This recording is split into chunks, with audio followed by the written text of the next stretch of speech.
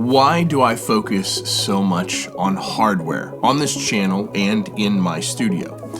It's a little bit of a story, so let's talk about it.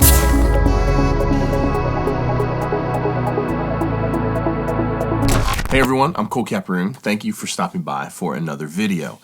We got to go way back in order to understand where this comes from, and I hope by telling you this story, I hope that I can help you guys make better business decisions, not spend money that you shouldn't be spending, and hopefully that will help further your music career or give you a better shot at having a successful music career. That's what my hope for this video is. If we go way back to when I first started doing this, there was no YouTube. It didn't even exist yet. Facebook wasn't a thing. It didn't exist yet. I think MySpace was a thing, maybe, but it was not super popular just yet. And literally the only resource that I had to get any info, any real info or feedback on gear was on Gear Sluts, which was and still is an absolute train wreck. There's no credentials. You have no idea how experienced the person is that's commenting on a piece of gear. You have no idea their likes and dislikes. There's obviously no sound examples or almost never sound examples. They quite literally could be a Grammy-winning engineer or a 14-year-old in his mom's basement. But that's all there was when I started.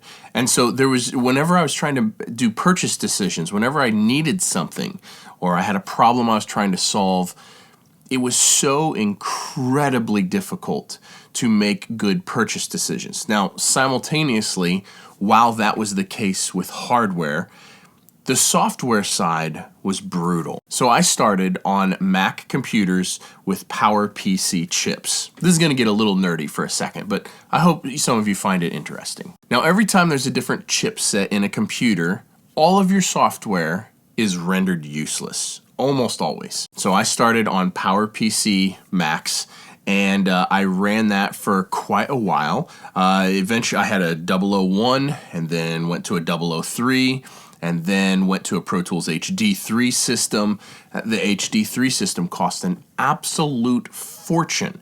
And I was running it on a Mac G5 with the process cards in the back of it and the HD interfaces and everything. And then Mac moved to the Intel-based chips. Now, as soon as they did that, I stopped being able to buy new plugins. I stopped being able to update my system, like nearly as soon as they did that.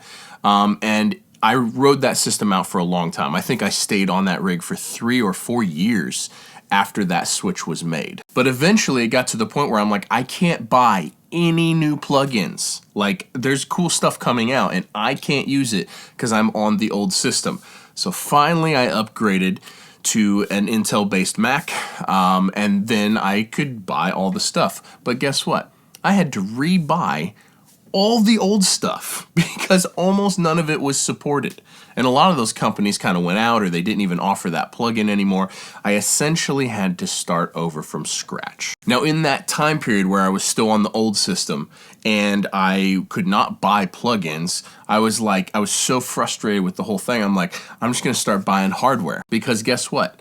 The hardware will always be worth something. It will always function whether I'm recording into my cell phone or whether I'm on the latest and greatest system or whether I'm recording to tape. It'll always be worth something and it will always function. So I started trying to make sure most of my key things that were really important to my process were hardware. And along this path, it was very difficult for me to find info out about it. So what I had to do is I had to just read all the descriptions from the manufacturers and then read all the articles that I could in Mix Magazine and Sound on Sound and then read every post in Gear Sluts and just try to consume as much info as I could about a piece of gear that I was interested in. I couldn't hear it. I couldn't check it out. There were no stores that would ever carry any high-end stuff around me. And then I just had to take a chance and buy it. Now, fast forward to just, I think, 3.5 years ago, we went through this same chipset change again, where all of Apple products ditched the Intel chips and went to their own silicon. And I dealt with exactly the same thing again. I stayed on Intel-based Macs for a while, waiting for, all the companies to catch up, but eventually they just weren't catching up. And I think about a year after Apple made the switch, I was just like, I'm just going to ditch all these companies that aren't ready yet. I'm done. I need to move on. There's cool stuff happening. I need to be up to date. But guess what I didn't have to ditch? All of my hardware. And since most of my mix bus is hardware, and my vocal chain's hardware, and my kick and snare is hardware, and my drum bus is hardware, and since all of the heavy lifting, literally all of it that I do in my mixes is with hardware, very little changed for me in what I could do sonically, even right out of the gate when I first switched. And this is the foundation for why I feel the way I do about hardware. We're talking aside from the sonics of it. Maybe I'll touch on that in a minute. But from a business position, hardware makes sense to me because you're only spending the money once, and it's always worth something. Some of the gear that I have is worth as much or more than I paid for it. So if I ever decided to sell it, there you go. Rather than software, it's been twice now in my career I've had to basically start over with software. Now the move into subscription-based software models, this fixes some of this, but if you're doing this as a professional like I am, at the level that I'm trying to do it at, I'm probably, $400 a month in software subscriptions. I've kind of been against the subscription model for most of my life just because it's like, there's no good way to do this. You're either $400 a month in subscriptions, and then you don't got to worry about, your plugins being worthless one day because you don't actually own them anyway, or you buy them, and then eventually something's going to happen, and you have to rebuy them all again anyway. Now, in addition to that, the reason why I focus so much on hardware on this channel is because of how I came up. I couldn't hear the stuff. There was no options to check out gear before you bought it sonically. You just had to read a whole bunch. Plugins, on the other hand, you can just demo. Just about every single plugin has a free demo available. So if you're interested in a plugin, you can literally just download it, try it out, see what it sounds like. And that's the reason I don't do a lot of content on plugins, because the only thing I'm doing by doing content on a plugin is letting you know something exists. But I'm not really necessarily giving you an edge. With the hardware, you may be in a position to literally not be able to see one in person until you buy it. And so my focus with this is to get through as much hardware as humanly possible, so that way as many of you can make an informed decision as humanly possible. And hopefully that saves you money. Little bit of a random video, but I've been getting questions. There's been a lot of hardware-based videos coming out recently, and it's kind of that time of year. A bunch of hardware has gotten released, a bunch of hardware is shipping, and it comes and goes in seasons. 6 months ago, people were like, when are we going to stop with the motivational videos and get back to some hardware?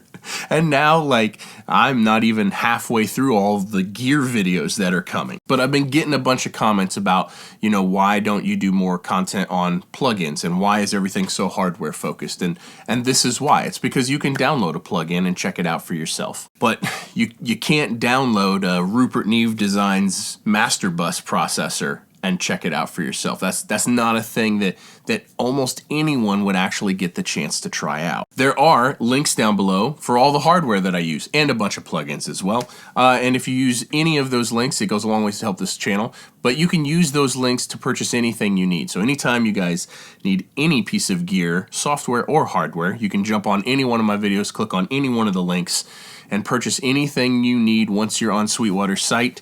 And it goes a long ways to help support this channel. This video is sponsored by Sweetwater. So thank you, Sweetwater, for sponsoring this video. And thanks to you guys for using those links anytime you need to purchase anything. It really goes a long ways to help me keep making the content that I'm making. So I really appreciate it. This is not a hardware versus software conversation necessarily. I do think that hardware compression is a totally different thing than software compression. Compression is the one category where there's still a pretty big delta between them, in my opinion. So that's also why I focus more on hardware compression than I do any other type of hardware. But anyway, just a quick one, random one. It's just a thought that I've had, and I've been getting a bunch of questions, and I've been getting a bunch of messages on Instagram By the way, if you hadn't followed me on Instagram, please do that. There's a link down below as well. I give you guys kind of a sneak peek ahead of time of what I'm doing here on the channel on Instagram, so be sure to check that out. I hope that this video helped you think about stuff maybe in a different way. I hope that on this channel I can help you make better purchase decisions, which hopefully will lead you to a higher chance of having a successful music career. That's really what I want here. So thank you guys for watching, and we'll see you in the next one. Peace.